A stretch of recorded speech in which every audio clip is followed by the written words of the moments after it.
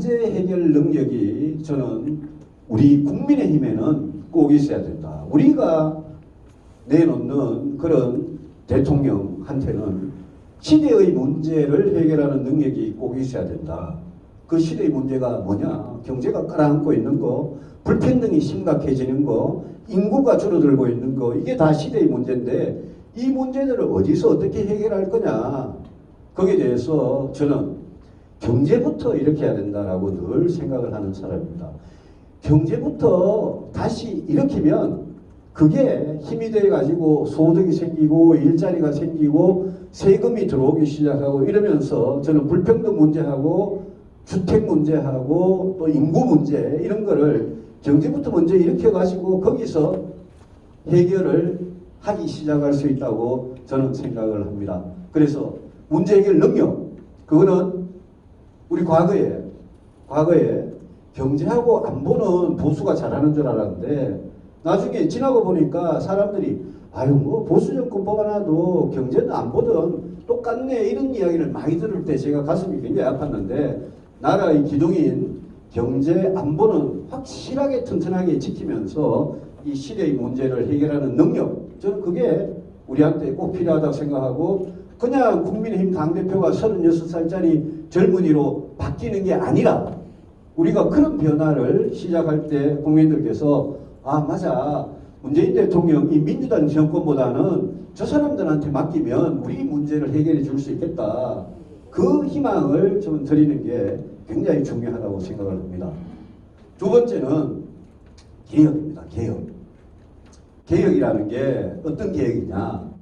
요즘은 뭐 정치인들이 아무나 어떤 거에다 대고 그냥 개혁이란 말을 붙입니다만은 진짜 나라가 잘 되게 하기 위한 개혁은 여러분들한테 굉장히 씁니다. 우리 좋은 이야기 입에 쓰듯이 진짜 나라가 잘 되게 하기 위한 개혁은 여러분들한테 굉장히 씁니다. 여러분들 생각해 보시면 우리가 무슨 중요한 시험을 앞두고 공부를 해야 되는데 맨날 팽팽 놀면서 공부 잘하는 방법이 있겠습니까? 또 내가 막 운동 열심히 해가지고 몸짱이 되고 싶은데 그 열심히 푸시업도 하고 열심히 운동하고 안 하면서 몸짱 되는 방법이 없지 않습니까?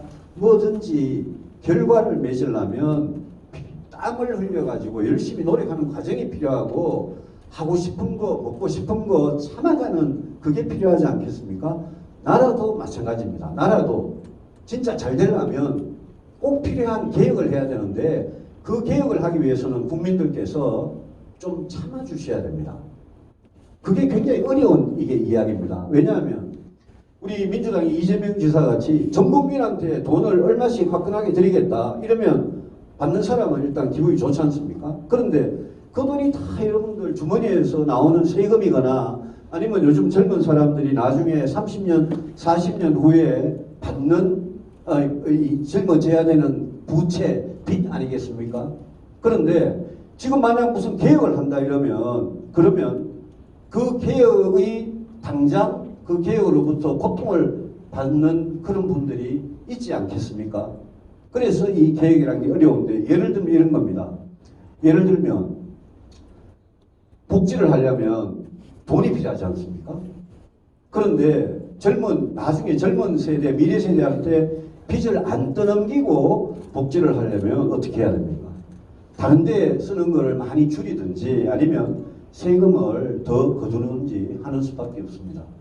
그리고 요즘 젊은이들 국민연금 있지 않습니까? 국민연금 지금 여러분들 받으시는 분 여기 계시겠지만 지금 국민연금 이대로 가면 1950년대 중반쯤 가면 쌓아놨던 돈이 다 사라지고 그때부터는 1년에 엄청난 적자를 메꿔야지 연금을 드릴 수 있는 그런 시기가 이제 얼마 안 남았습니다. 그래서 요즘 20대 30대 젊은이들한테 물어보면 젊은이들 앞으로 30년 후에 40년 후에 국민연금 받을 걸로 기대하는 젊은이들이 별로 없습니다. 지금 젊은이들은 나중에 이제 30대 40대 50대가 되면 이 우리 사회의 중추로서 그때 가서 어른들 일 못하는 어르신들이나 그때 가서 우리 어린 유소년들을 다 부양을 젊은 분들이 해야 되는데 그렇게 부양하면서 국민연금까지 못 받는 그런 시기가 온단 말입니다. 이런 거 하나하나가 다 그렇습니다. 이번에 문재인 대통령께서 미국에 가셨는데 바이든 대통령 앞에서 우리 삼성, SK, LG, 현대차 이런 대기업들이 미국에 44조 원을 투자를 한다고 약속을 했습니다.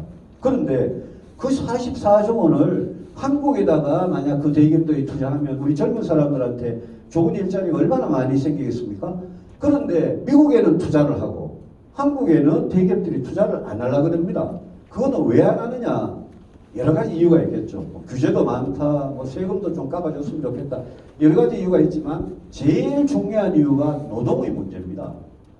지금 대기업, 공기업, 금융기관에 노조로 조직되어 있는 이 정규직 노조들, 민주노총과 한국노총, 그분들은 자기 밥그릇을 절대 안 내려놓고 꼼짝을 안 하는데 우리나라 같이 대기업하고 중소기업의 임금 차이, 여러 가지 대우 차이, 또 같은 회사 안에도 정규직하고 비정규직하고 이 차이, 또 여러분들 최근에 평택항에서 컨테이너에 깔려서 사망한 이선호 학생, 그 다음에 김용균법이라고 산업재해하고 관련된 거, 여러분 구의역에서 스크린도어 수리하다가 사망한 구의역의 김모근, 이런 젊은 노동자들이 전부 다 하청업체에 있는, 그렇지만 그 현장에서 대기업 직원들하고 같이 일을 해야 되는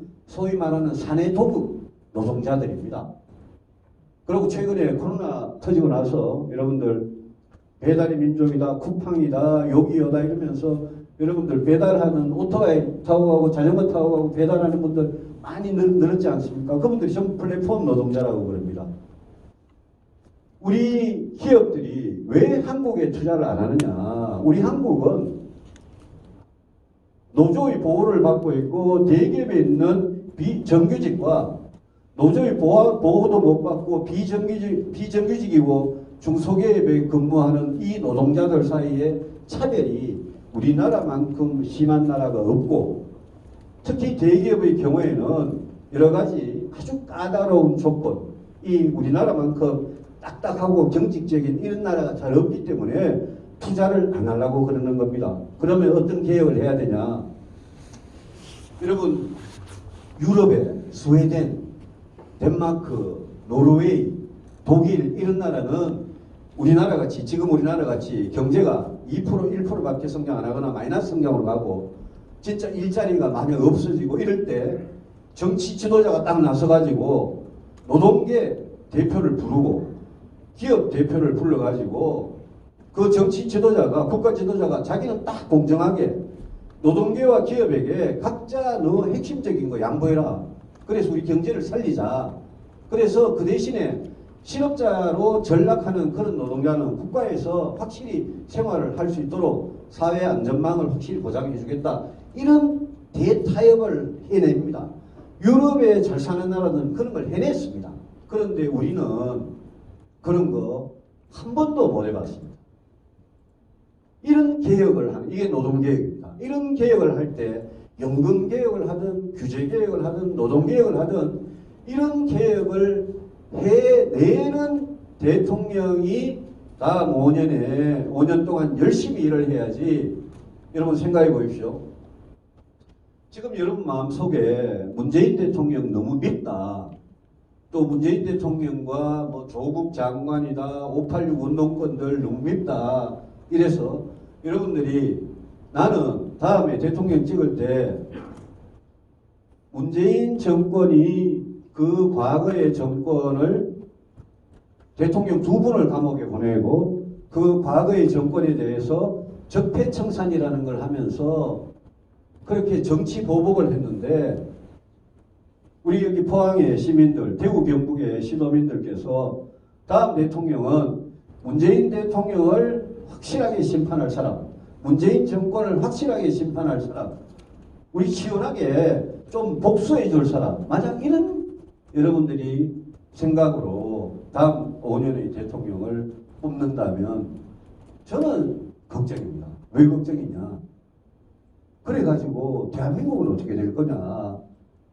그래가지고 이 나라의 미래를 위해서 필요한 개혁은 그럼 누가 하느냐? 이 걱정을 저는 하는 겁니다.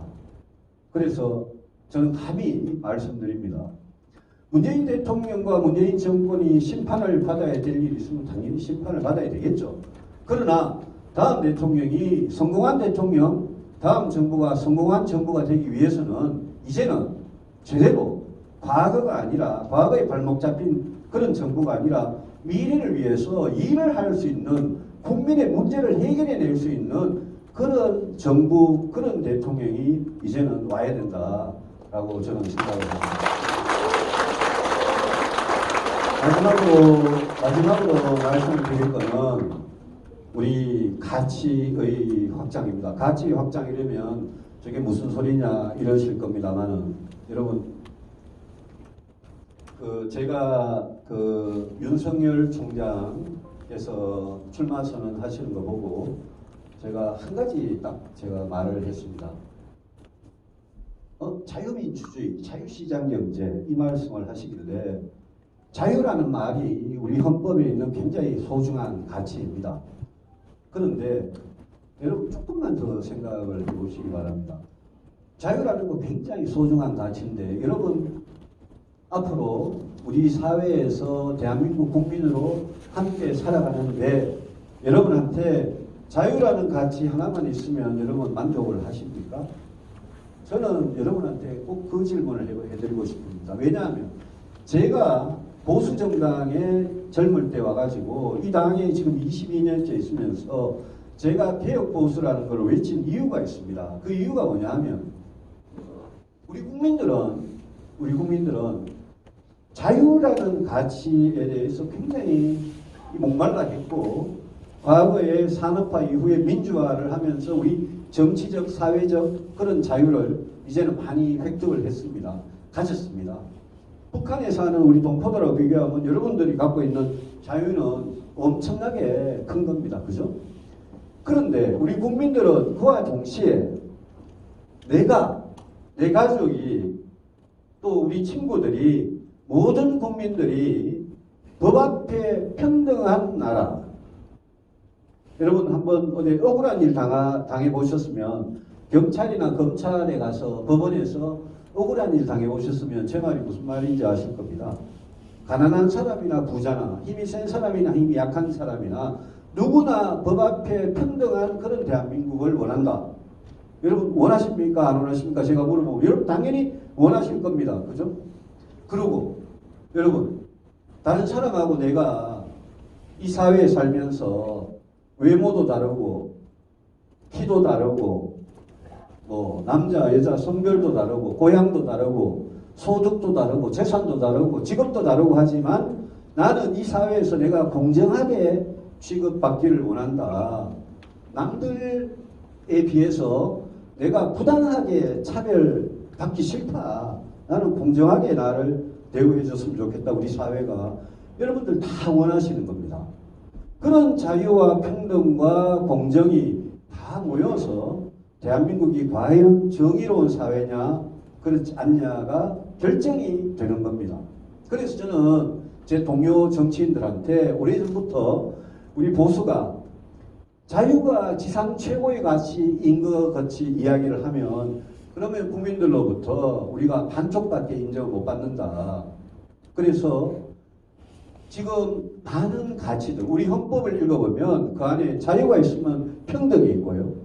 정의와 공정도 있고 우리 헌법 안에는 사람이 인간의 존엄과 같이 인권, 법치, 생명, 안전 이런 가치들이 우리 헌법 안에 다 있습니다. 골고루 다 있습니다. 우리 헌법 안에 성장도 있지만 복지 분배의 가치도 있습니다. 그래서 저는 우리 동료 정치인들한테 우리가 보수정당이라고 해서 맨날 너무 자유만 외치지 마라. 국민이 원하는 것은 평등, 공정, 정의, 인권, 법치, 생명, 안전 이런 거 다 원하시는 거다. 그거를 골고루 헌법 가치를 골고루 실현할 수 있는 그런 정치 세력이 우리가 되자라고 제가 제 동료들한테 그렇게 이야기를 합니다. 왜 이런 이야기를 하느냐 하면 제가 진보라는 사람들을 좀 압니다. 국회에서도 맨날 보고 그 사람들이 대학교 다닐 때 운동권 때 어떤 공부를 했고 그 이후에 사회에 나와서 어떤 생활을 했는지 제가 잘 압니다. 저는 문재인 대통령과 그 문재인 대통령을 둘러싸고 있는 586 세력들이 이 사람들이 정의, 공정, 평등, 평화, 안전, 생명, 인권 이런 걸 그냥 입만 열면 그 사람들이 자기가 독점한 가치인 것처럼 이야기를 합니다. 그런데 여러분 보셨지 않습니까? 그 사람들의 밑바닥을 보셨지 않습니까? 그 사람들은 그런 가치를 지킬 줄 모르는 사람들입니다.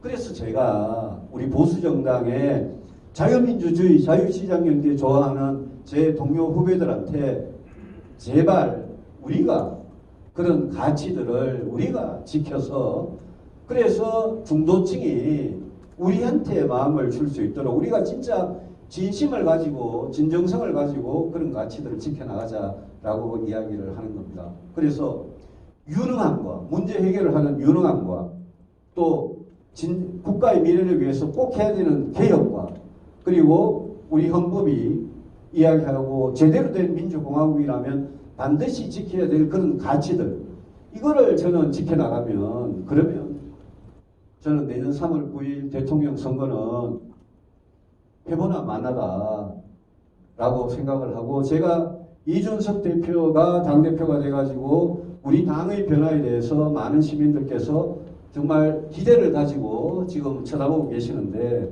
제가 우리 당이 그렇게 좀 변화할 테니까 우리 대구 경북에서도 국민의힘이 그렇게 변화해서 우리 대구 경북의 우리 심장을 둔 이 정당이 진짜 개혁을 해가지고 대한민국을 이끌어가는 발전을 시키는 그런 정치 세력이 될 수 있도록 여러분 꼭 좀 도와주시기를 제가 간곡히 부탁 말씀드리면서